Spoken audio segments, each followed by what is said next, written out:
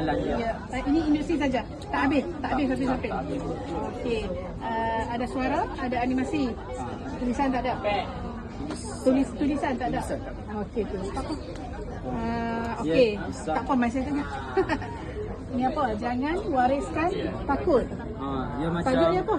Surat misteri 4 sahabat. dalamnya ada surat misteri.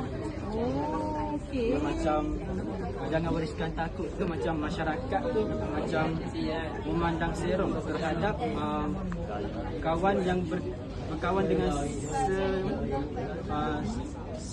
semua kaum. Oh, berkawan dengan pelbagai kaum. Kaum. Buka lampu lah. Oh, okey. Penambahbaikan daripada orang lain. Pasal orang lain tak ada ni lampu ni. Kreatif lah tu. Okey, kawan-kawan, Afzal ada lampu. Awak yang lain tak ada lampu. Okey, Afzal, saya nak tanya. Kalau ni rumah misteri ni Afzal diberi peluang masuk dalam kelas, Afzal nak buat apa?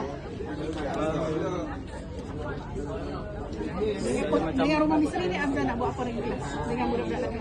Boleh main teka-teki lah. Macam boleh tanya murid tu suruh dia teka apa dalam kotak dalam jadi boleh berkesinambungan dengan apa yang kita ajar ni dengan surat misteri dia.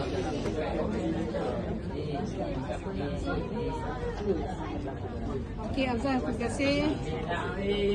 Lebih Dalam ni sikit dalam lampu ni tu ada lampu. Ada apa? dalam ni dekat lampu. Oh. Saya boleh suruh buka, murid kita nak dulu show baca off dengan sajak. apa. Okey, buka lampu. Saya nak suruh Kawan-kawan, Afzal ada 2 lampu. Saya sebenarnya nak macam nak suruh murid tu baca sajak dulu baru macam berlaku. Sebenarnya kita kan mengajar sekolah rendah. Budak-budak sekolah rendah pasti sedih ya. Dia teruja. Betul tak? Walaupun hanya lampu pada kedai RM2, tapi benda tu boleh buat murid kita teruja dan berminat mengikuti pengajaran kita pada hari itu.